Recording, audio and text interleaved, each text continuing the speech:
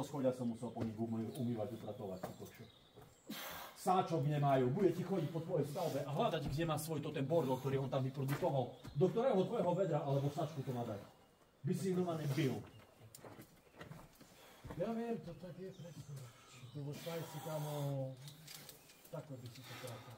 Presne, za taký konkurs. Rôzne.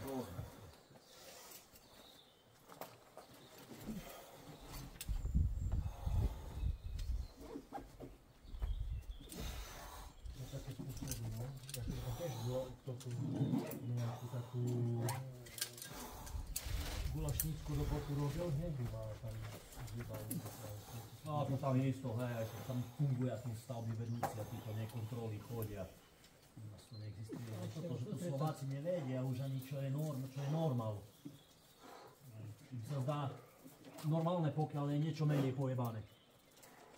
Na piču dobre. Na vás. Ale som rád, lebo som trošku ojedinelý. No ten štandard si treba držať, lebo ja si ho časím a má to pochám. No jasne. Ja som aj rovinu rozprával, že ja keď uvidím, že nechce robiť, že zle robí a že sa mu nechce, ja idem svojou cestou a nech si robí salam parky. Že ho nepotrebujem kvázi. No dobre. Chceme si prevrátiť.